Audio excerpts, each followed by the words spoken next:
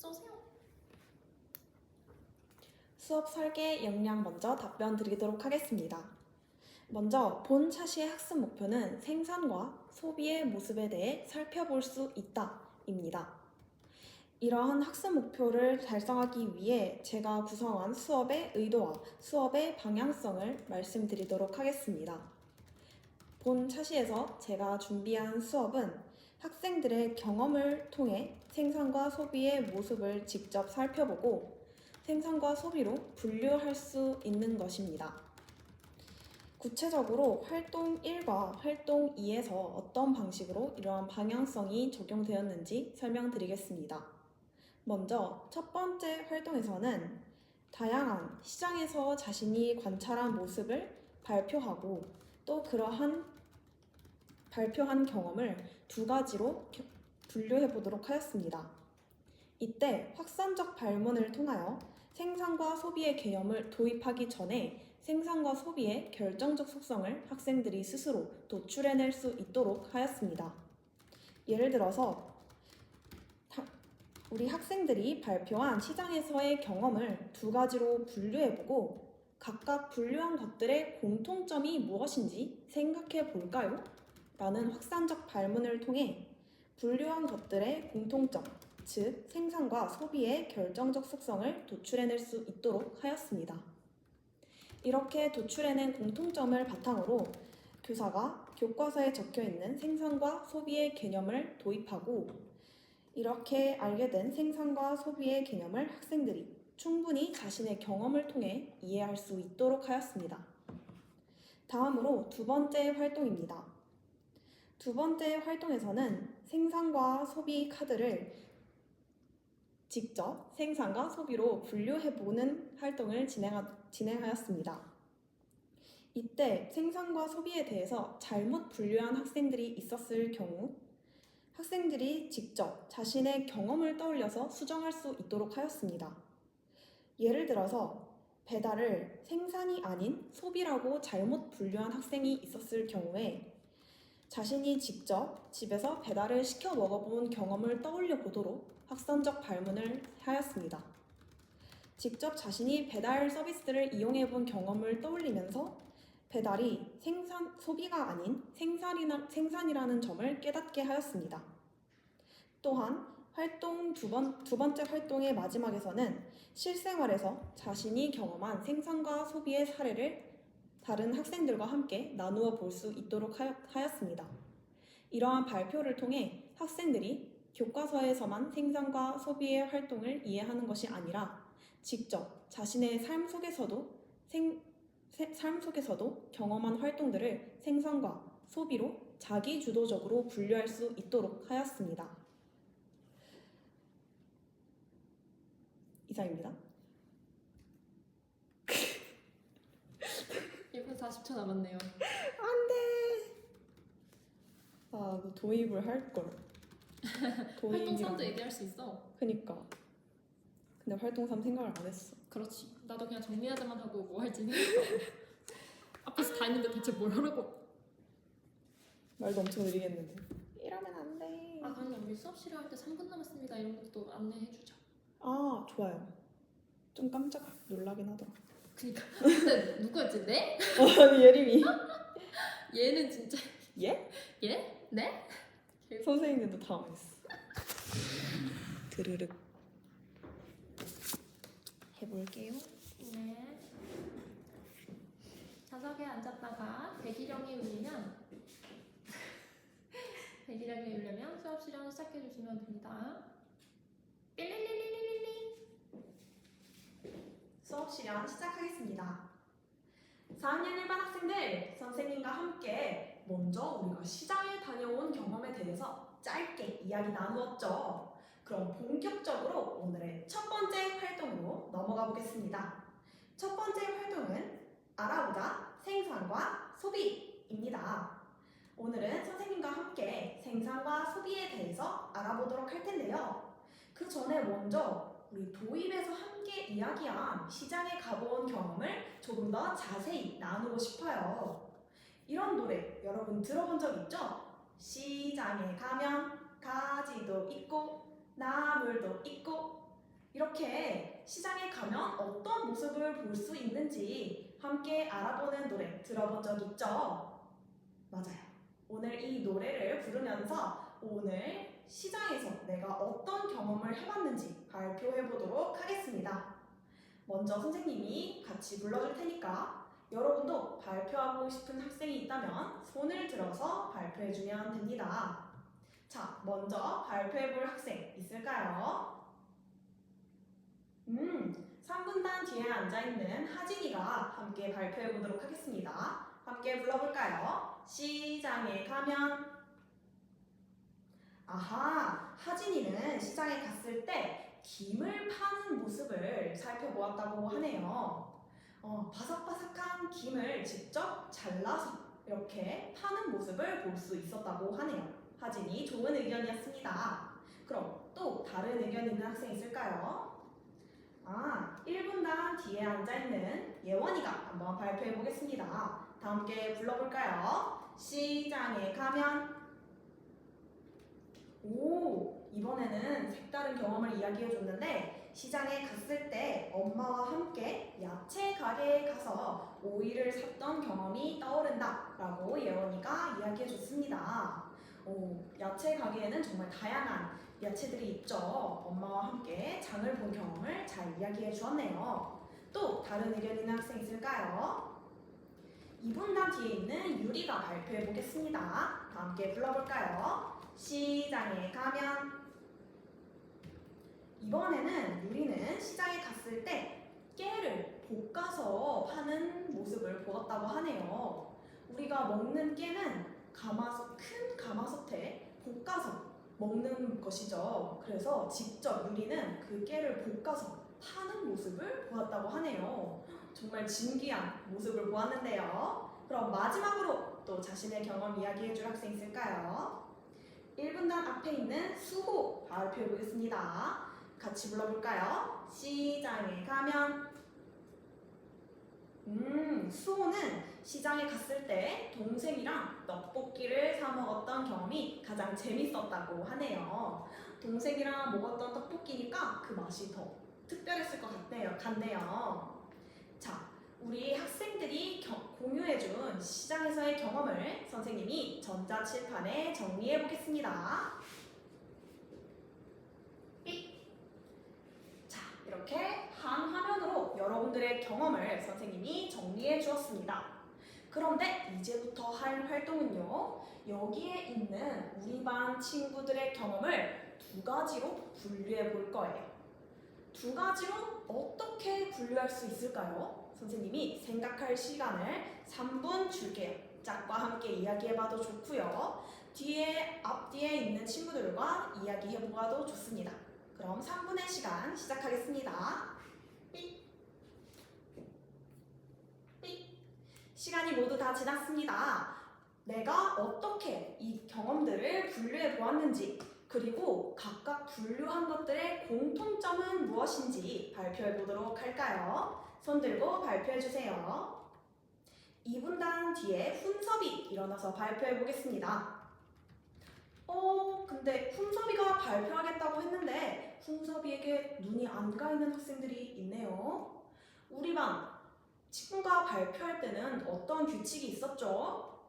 맞아요. 두 눈은 반짝 훈섭이를 향해 있어야 하고 두 귀는 쫑긋 훈섭이가 하는 이야기를 잘 들어주어야겠죠. 자, 우리 일반 학생들 모두 들을 준비 되었나요? 네, 좋습니다. 그럼 훈섭이 한번 분류한 결과 말해볼까요?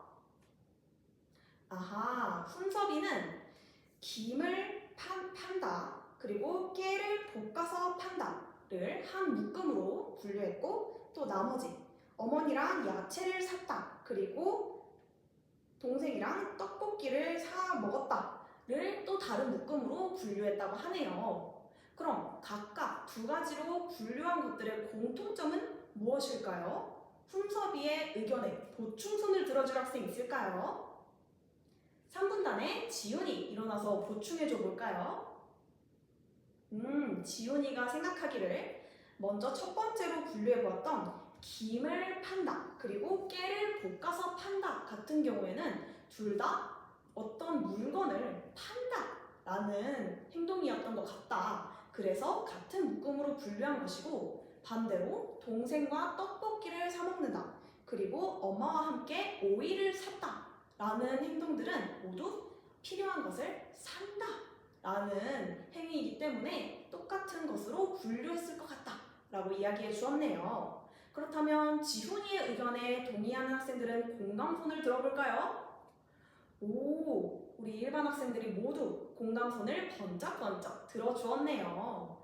지훈이와 훈섭이 모두 훌륭한 분류와 그 공통점을 찾아주었습니다. 모두 자리에 앉아주세요.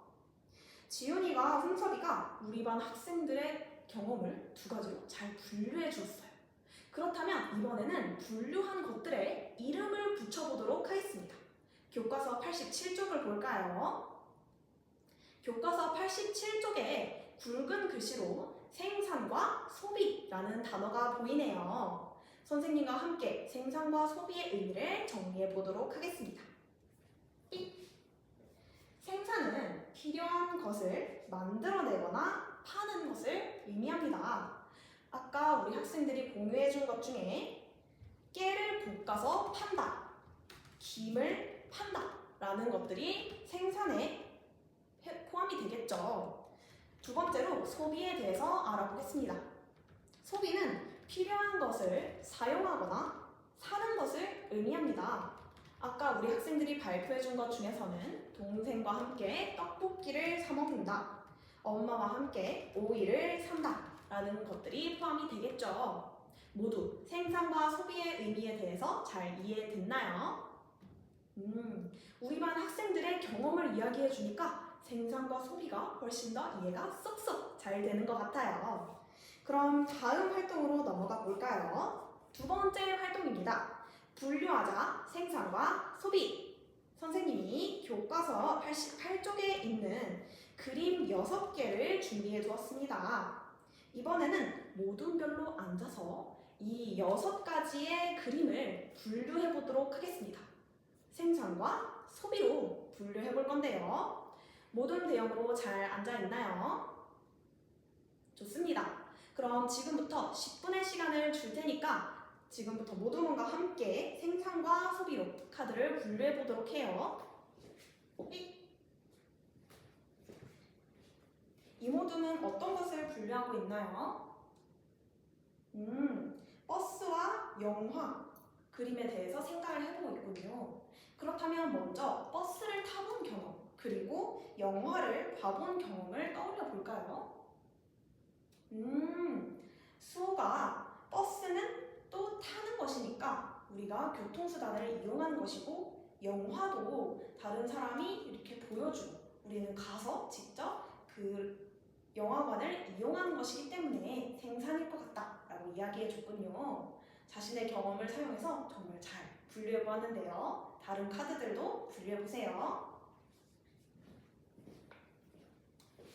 사모둠의 훈섭이는 어떤 어려움을 겪고 있나요? 배달을 소비로 분류해 보았군요.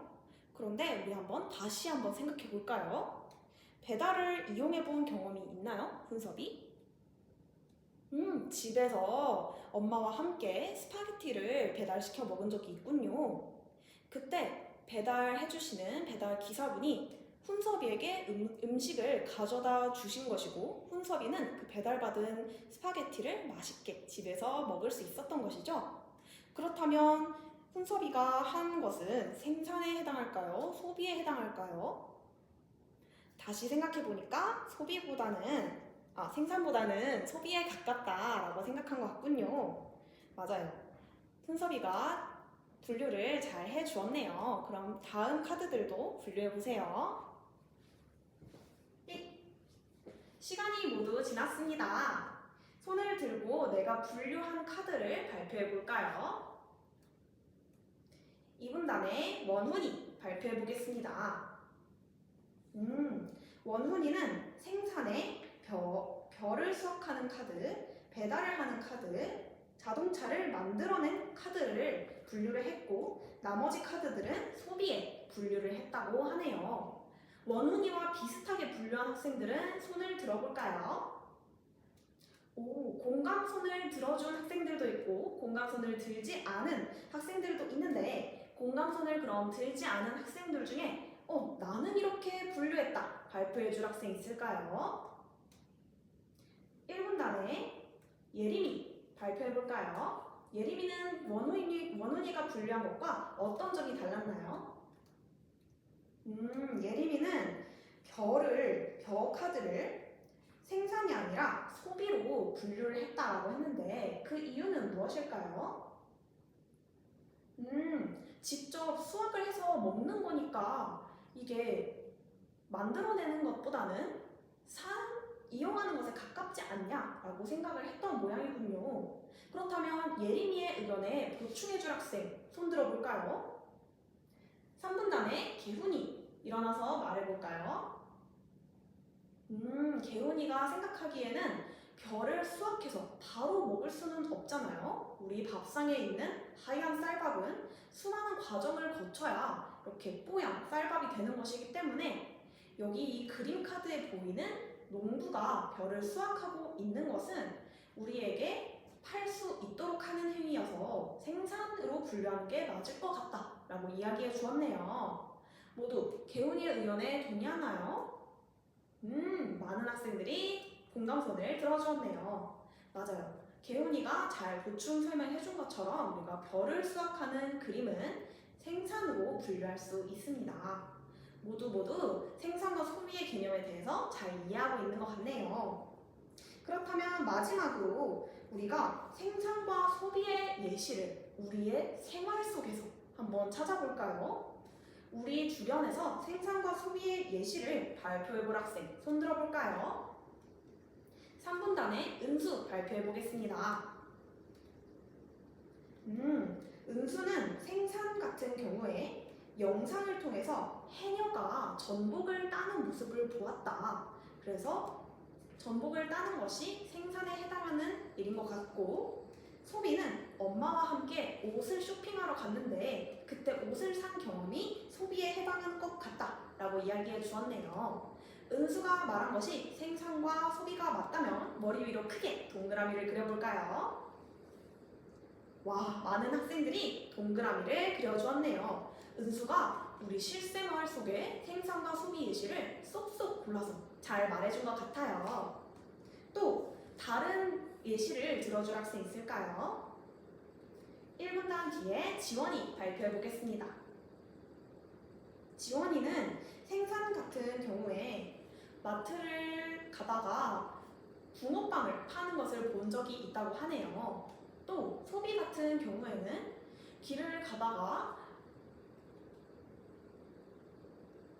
달고나를 사 먹어본 경험이 있는데 그게 소비인 것 같다라고 이야기해 주었네요. 똑같이 지원이의 생산과 소비의 예시가 옳은 것 같다라면 머리 위로 크게 동그라미를 그려볼까요? 와, 만장일치로 모두 동그라미를 그려주었네요. 우리 학생들이 생산과 소비의 예시에 대해서 정확하게 이해하고 또 우리 실생활 속에서 생산과 소비의 예시를 잘 뽑아서 설명해 준 것 같아요. 그렇다면 다음 활동으로 넘어가 볼까요? 이상입니다. 오, 14분 28초.